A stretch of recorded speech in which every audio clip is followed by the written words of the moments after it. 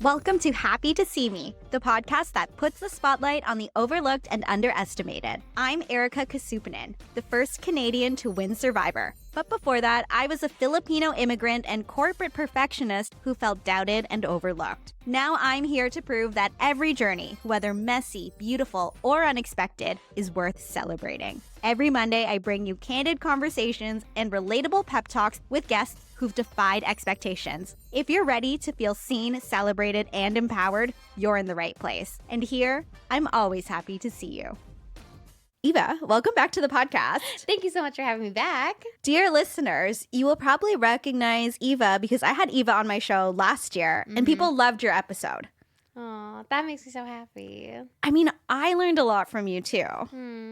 And now we have made the switch from podcast interviewer and interviewee to friends. To real friends. Real life friends. It's so nice. Okay, I'm going to reintroduce you. Eva Bloom is a queer and trans late bloomer coach and international speaker with a master's in psychology of sexuality and 10 plus years as an educator. And they've supported over 3 million people around the globe. More people learning about sex and queerness. It's a good thing. Yes. Okay, that's your formal intro, but what else should people know about you? Other things that people should know about me, I myself am a late bloomer. I realized that I was a lesbian and non-binary in my adulthood, had that whole unlearning process myself. Yeah, I did my master's thesis on sexting, so you know I mean business. That is very relevant. If you ever are thinking, what do I want to spend 2 years thinking really deeply about? I would recommend sexting. Yeah, I think about it all the time. If you're going to do a master's and torture yourself, at least you get to be a little, you get to write a little. And then cheeky. this emoji. And then this emoji.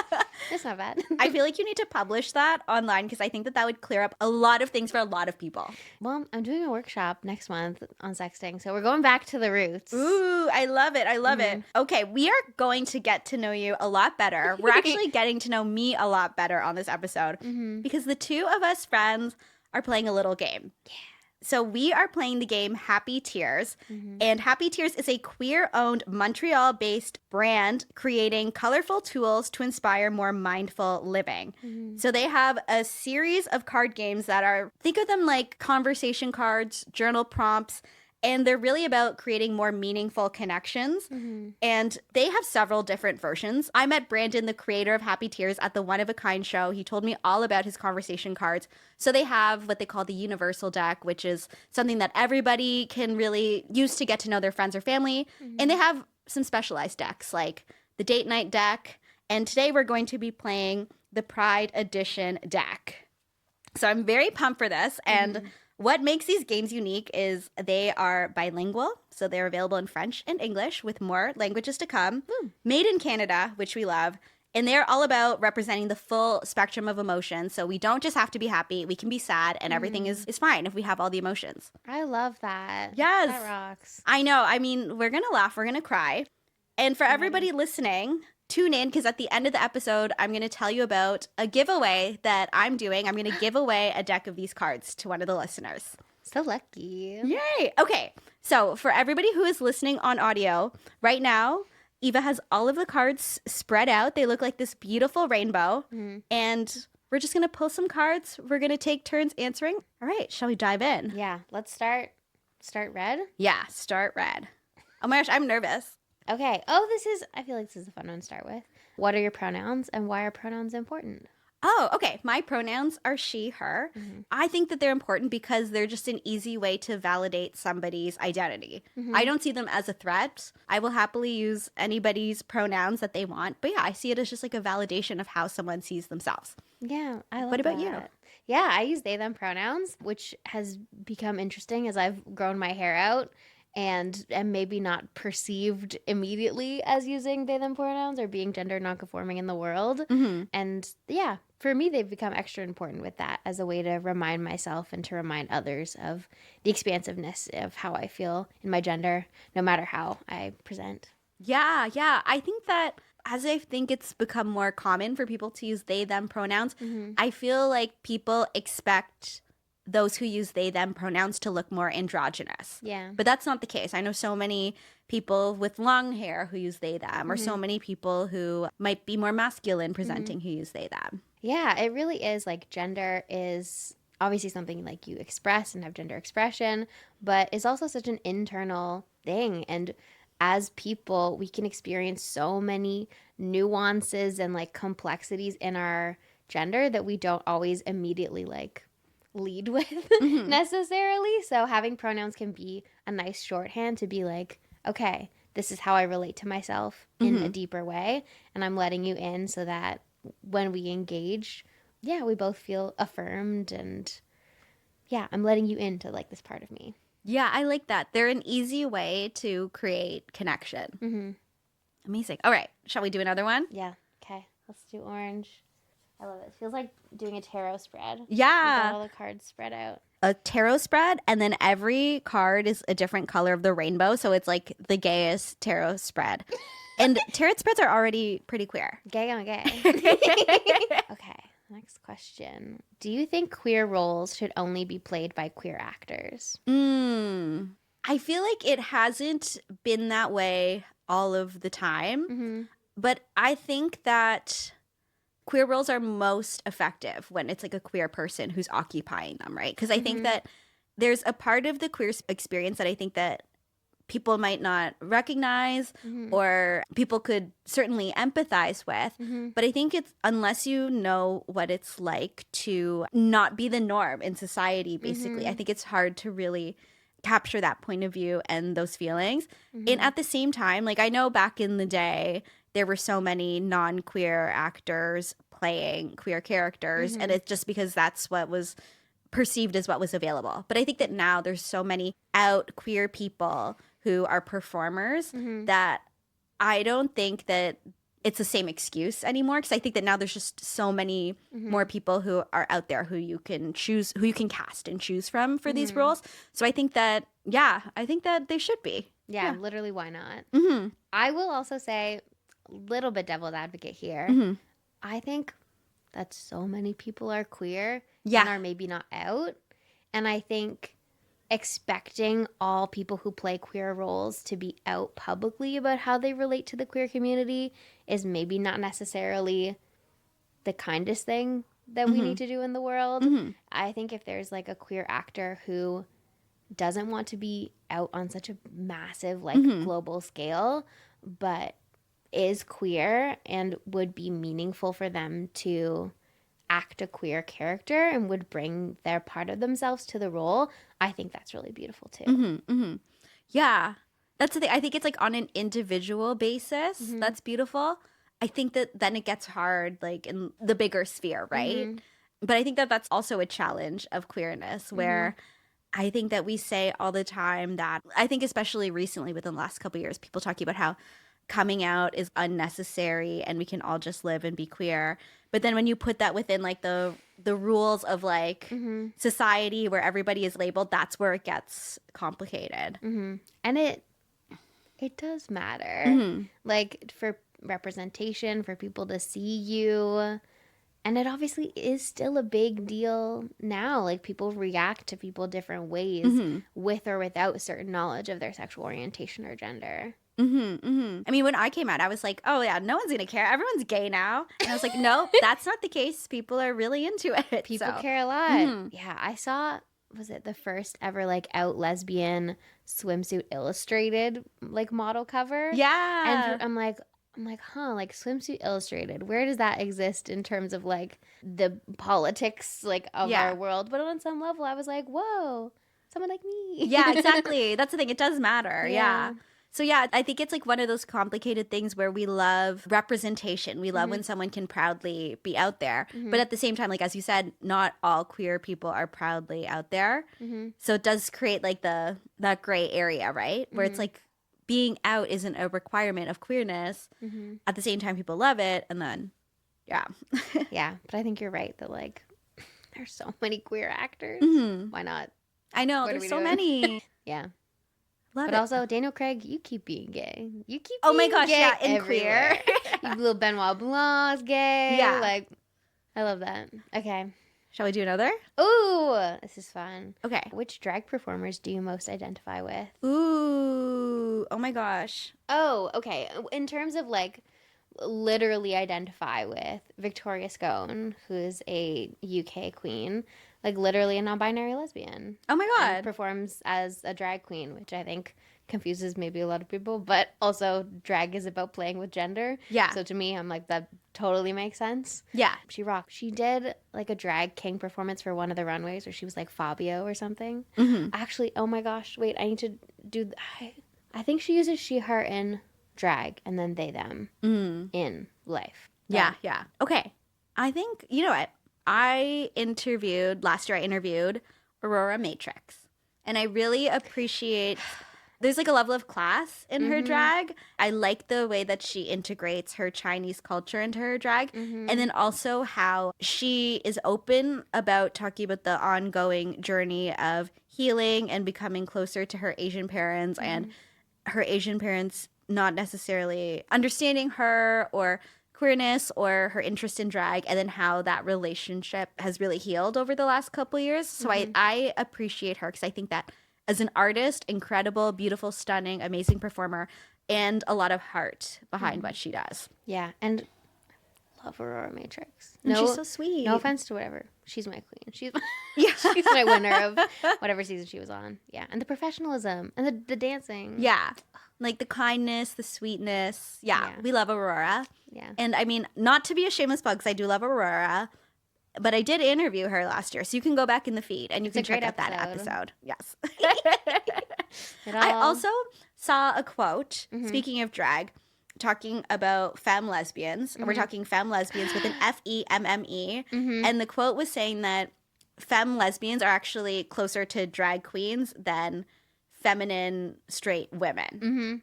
How does that land with you? I'm obsessed with that. Yeah. I'm obsessed with that.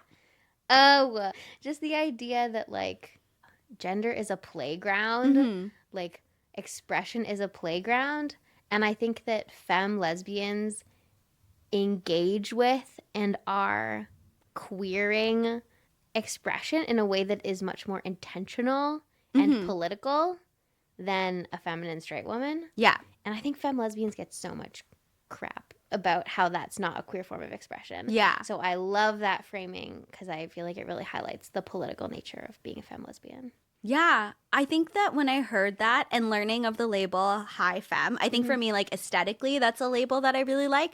It really illuminated a lot of things for me too as I came out. Because I've always loved, you know, like purple and pink and really feminine colors and dressing up. But then I felt like when I was like quote unquote straight, I was like, okay, I have to tone down how I dress and like wear certain silhouettes because I have to be attractive to men, even though I never really liked it. And then eventually I was like, okay, I'm just going to keep dressing the way I want, even though it's not attractive to men, which should have been a sign. But then now I'm like, okay, I can dress how I want. I can lean into the stereotypically girly things. It's my own exaggerated version of being girly. And it's not at all to present for the male gaze or anything. And I think learning that framing and learning that label, I think really validated for me that I'm like, okay, there's like a place for me and my style and how I approach clothing and femininity. Yeah, femme is literally so queer. It is. It's so queer. I love that.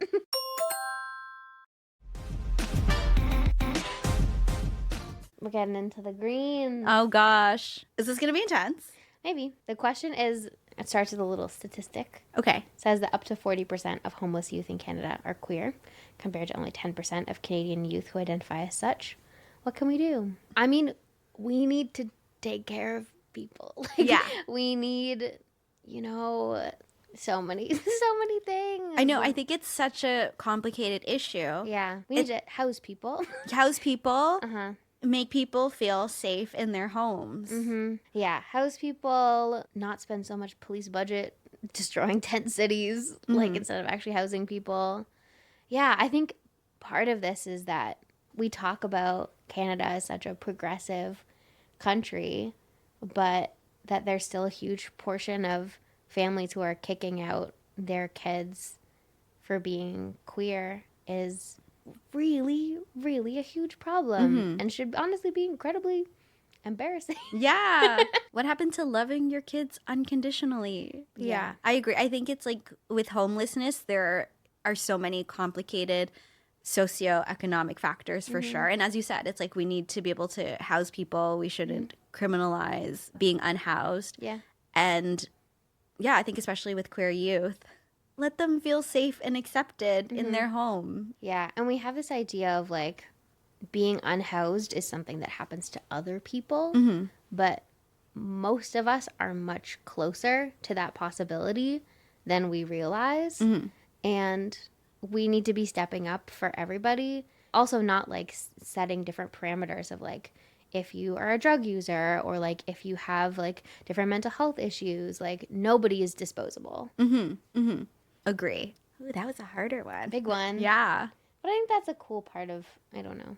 One of the things that makes me proud to be queer is that I feel like it engenders like a solidarity and a thinking beyond myself. That like being queer is not just about my own personal journey, but also how do we take care of all queer people. Yeah, I think it's like you automatically become part of the community, and we have to consider other people's experiences in the community that are so different from ours, right? Yeah. You hear it all the time. It's not a monolithic experience.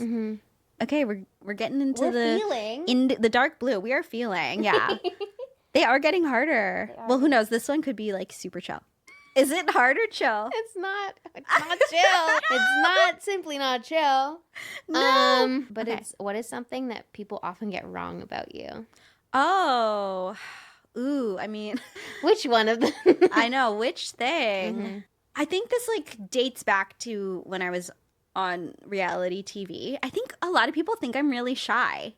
I think people think that I'm like super shy and introverted. But I don't think I am. I think I'm not volume loud. I don't think I need to be the loudest person. I don't think I need to be the center of attention. But I like socializing and I like chatting and I like making friends and I like doing things and I like talking and I don't feel uncomfortable doing all of that. But yeah, there's a lot of people who think I'm like super shy. What about you? Oh gosh. That's interesting. Okay, this is feeling harder than I thought it was going to be. I don't know. I mean, I think maybe being like a sex educator and like a dating coach, people assume that dating and or sex has been very easy for me. And I don't think, you know, a lot of people who do this work are inspired by their own journeys and their own challenges and feeling personally motivated to help others not have those barriers and challenges. And I think especially being a weird public queer person in Toronto, that did not make dating easier for me. Yeah. That did not make dating more easeful. And of course, I'm incredibly grateful and have had a lot of really positive dating and sex experiences. But just because this is my job does not mean that it's effortless, easy breezy. Yeah, like I could see you being a sex educator as something that's intimidating to people who you could potentially be dating. Is that something that you came across? Yeah, for sure. I feel like sometimes people might not even like say that or just like, but we'll just like swipe. Yeah. Because they don't want to. And so I'm like, nobody's swiping on me. Oh, no. And because you don't know why. Yeah. I guess it makes sense because I feel like with the sapphic, quote unquote, late bloomer experience, a lot of the insecurities come from a lack of experience in many ways, right? Like sexually or in relationships. And then to see someone as a sex educator, they must be so experienced. They are educating other people to do that. I could see that triggering the insecurity from someone who's like, I'm just learning. I hope there's someone who will like be okay with me as I'm just learning. Even though like you in all of your teaching, you're like, everybody is just going to, not everybody, because there's some assholes out there, but it's like 99% of people are just going to like accept you as they are. And I know that that's the type of person you are. That's what you're always teaching. I could see how people could have that misconception. Yeah. For me, I'm like, what does it mean that I'm a professional sex educator? It means that I've thought really deeply about what sex means and like what my relationship to sex is. And I'll always say like what makes somebody like good in bed is like a good active listener, like enthusiastic, somebody who is like curious and like wants to learn more. And you don't need any type of training. Yeah, exactly. Or like have had sex with X number of people to like have those qualities. That's the thing. Yeah. Communication, enthusiasm, presence, and like being happy to be there, I think can take you a long way. Yeah, presence. Absolutely. Love it. Okay. Let's get deeper. Let's get deeper. This is like awesome, and I'm glad we're doing it because we're buddies, but I'm also like, ah! Yeah, it's like roulette. Oh, okay. This one's fun and also deep. Based on what you know now, what advice do you have for the next generation of queer kids? Ooh, that is deep. I think the advice that I would give them is that queerness doesn't have to look a certain way. And I think that part of why I had a hard time accessing my queerness growing up is because there was so little lesbian representation. I think it was like there'd be like one butch lesbian with like one line on one show. And I'm like, that's not me. I'm like this feminine girl. And I think that I always thought that, I don't know, to be a lesbian, you needed to look a certain way and you needed certainty. I think that was the other thing. I came across so many people who were like, yeah, I've known that I was queer since I was 4 years old. That's a very common, legitimate experience. That wasn't my experience. So I always thought, okay, if I didn't know at that time, then I must not be, you know? And I think that I had all these expectations and images in my head of what queerness and coming into your queerness looked like. And I think that that held me back for a long time. So I want to tell them that, like, it's fluid. There's no specific timeline. It doesn't have to look a certain way. You don't have to follow specific steps. I remember someone telling me, like, oh, yeah, if you've never taken the Am I Gay quiz when you were a kid, you're probably not gay. You don't need to take the quiz. The quiz is not the cost of entry. You do not need to take the Am I Gay quiz to be gay. No. So now I just want them to know that it's totally your own journey and there's not one way to do it. Yeah, I think you're so right about specifically like lesbian identity. We're so weird about it in different ways that we expect this level of like purity and also certainty. Yeah. That if you didn't know by 4 or by 12, then you're not a lesbian in a way that we don't do about other identities. Yeah. Which is so weird. The gold star thing? Even if we don't say like gold star, the gold star mentality is still very present. Yeah. Like people are really proud that they've never had sex with men. And I'm like, great. If that's something you're proud of, that's like amazing. But it's like, please don't make it an exclusionary thing, right? Because it's like everybody's journey is legitimate. Yeah. And the way that we like socialize women to present heterosexuality is the only option. Yes. And like the only thing that gets celebrated. Of course, people are going to take time to understand if they literally haven't had examples or words to describe their feelings. Yes. Everybody listening, last year when Eva was on the podcast, Eva went in depth on compet. So if you haven't listened to that episode yet, I suggest you go and check it out so you can understand all of the ways that heterosexuality was presented as our only option. Yeah, 100%. What advice do I have for the next generation of queer kids? A lot. I feel like the state of queer rights is like so under attack right now that my sense of advice feels so like urgent. Yeah. I'm like, please give me a microphone. I think it's right in front of you. There we go. I would say like don't get complacent. Like we have made so many strides for queer rights and queer progress. I don't say this to make you feel scared or make you feel paranoid, but don't assume that those are a guarantee and that they're always going to be there. Know that queer organizing and welcoming more people into the queer community is a practice that we always have to keep doing. I would also say learn about queer history. Because, baby, we've had this discourse across so many decades, and it'll save you a lot of time arguing about, should lesbians and bisexuals, should we be fighting each other? No, we should be kissing. Yeah. The lesbians in the 70s and in the 90s and in the early 2000s, we've been here. Yeah. And we've decided kissing. 100%. We need to take care of each other. And so many people talk about wanting community, you know, wanting friend community, wanting queer community. And to have community, you have to also be a community member too. Oh, yeah. Yeah. And I think that's like vulnerable and like scary for people. But I think especially, not to sound like a boomer, but in like the isolation of social media, I think we've forgotten or fallen out of practice in terms of how to be even like a good friend or a good community member. So like I say all the time with dating and stuff, it's okay to be a beginner. Yeah. It's essential Yeah. that you take the risk to start Yes. somewhere and to try and to fail and to keep going. Yes. Because being a community member is an essential part of, I think, being a human being. 100%. It's okay if we're imperfect. We have to just try. Yeah. I mean, there's one way to foster connection, which is through the Happy Tears Pride Edition card, because obviously we're getting closer. There we go. Okay, should we do pink? Yeah, let's do pink.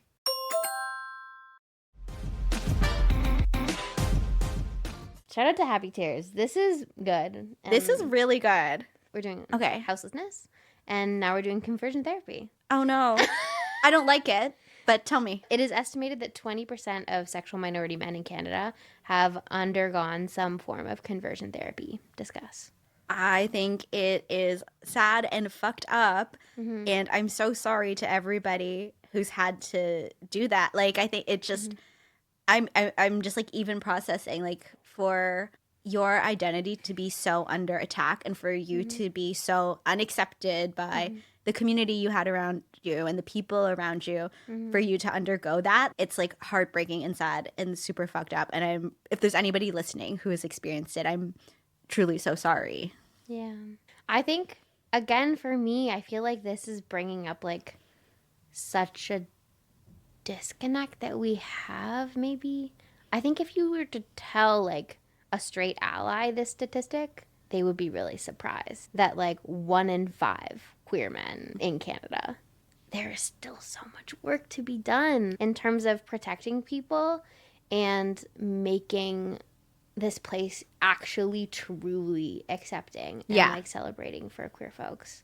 And I wish I knew there was a law either in process or like being passed maybe 5 years ago around conversion therapy in Canada, but I don't remember. But I think this stuff is like new, that even like there are being introduced laws that ban conversion therapy, which feels crazy. When you think of conversion therapy, you think of like the 50s. Yeah, exactly. And I think that also, I guess like the card doesn't define conversion therapy, right? I think that our mind goes to the torture and the worst case.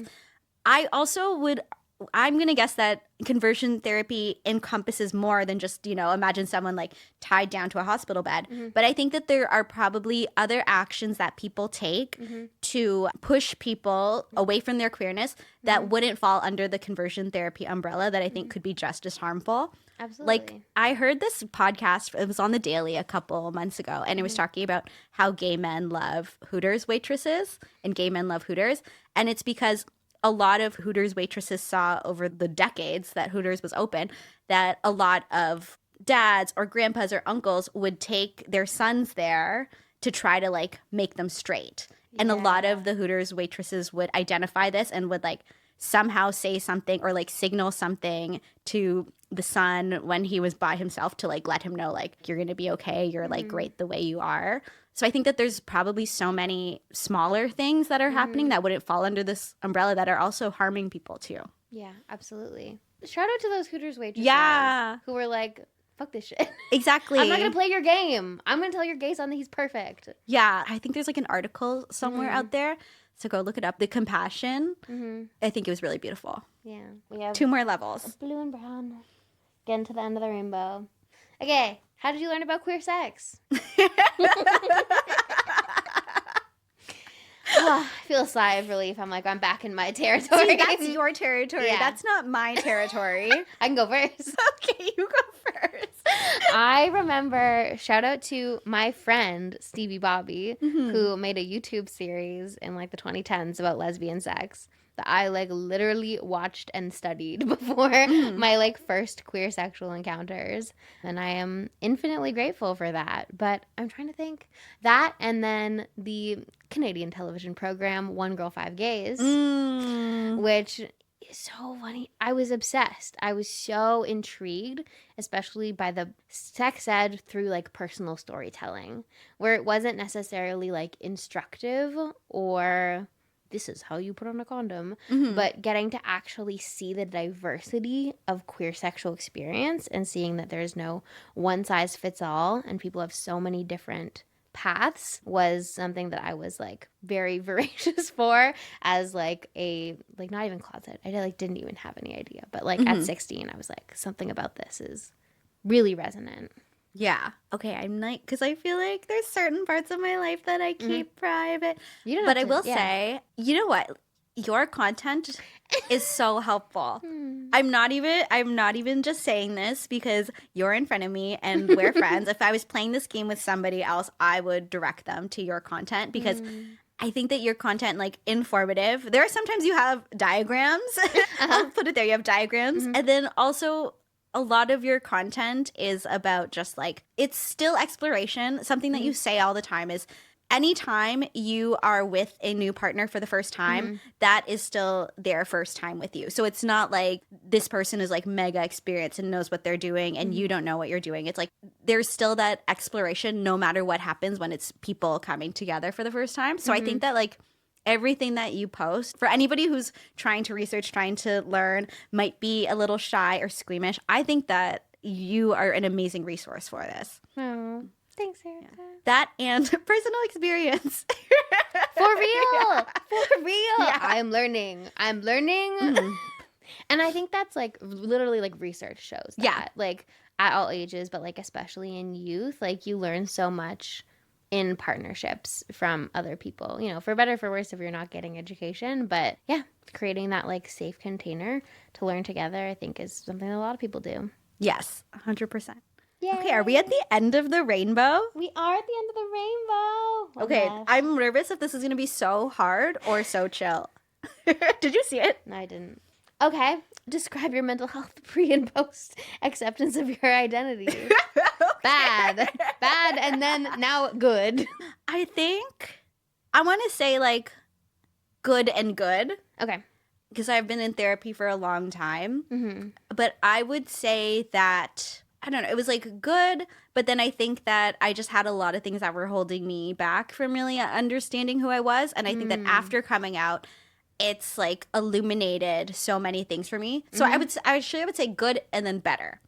Because I'm like, oh my God, all these things make sense. I don't have to feel guilty about this or feel like ashamed about this. It all makes sense. Not to plug our previous episode again, but in our last episode, how you mentioned that you felt like you were in a desert and then you finally drank water. I was like, oh my gosh, that perfectly encapsulates everything. I felt like, I think in terms of my mental health, I was like, good. You know, I was like, good, you know, going through the day, having some nice times, having not so nice times, but good. And then after, I'm like, wow, my thirst is quenched. I feel so good. I can see clearly. I have so much energy. I have clear skin. So I'd say good and then better. I love that. What about you? I think it was truly like I didn't know how much I was not having a nice time until I started to have a nice time after accepting my identity, that I like looked back and I was like, oh gosh. Yeah. Like loneliness, like self-hatred and shame that I didn't know was there.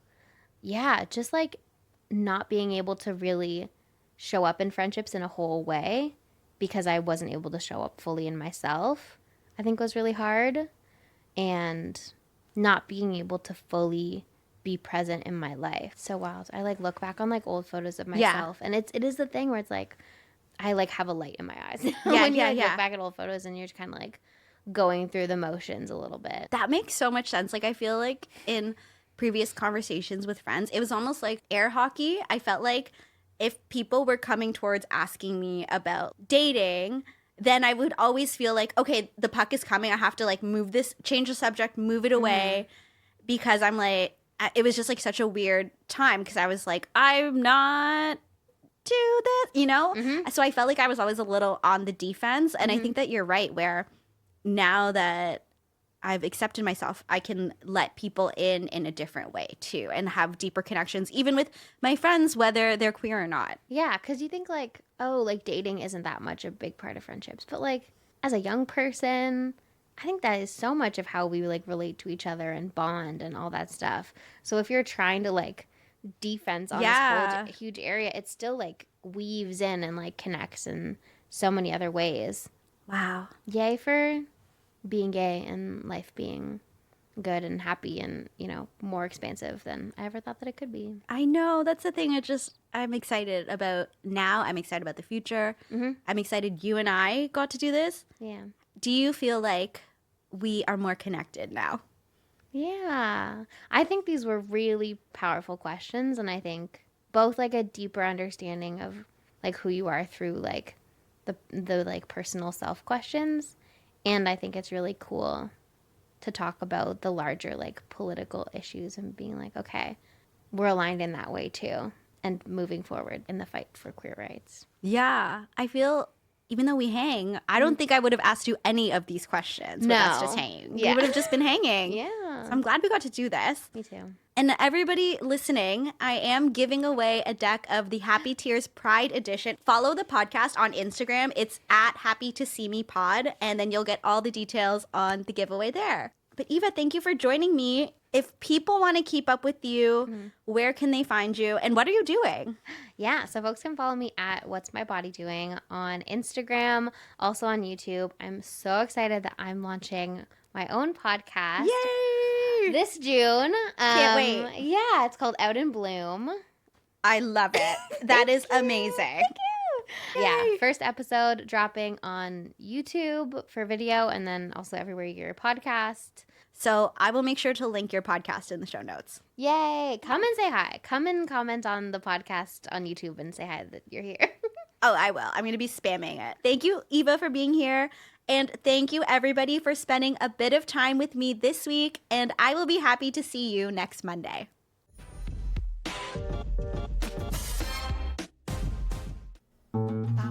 This podcast has been brought to you by the Sonar Network.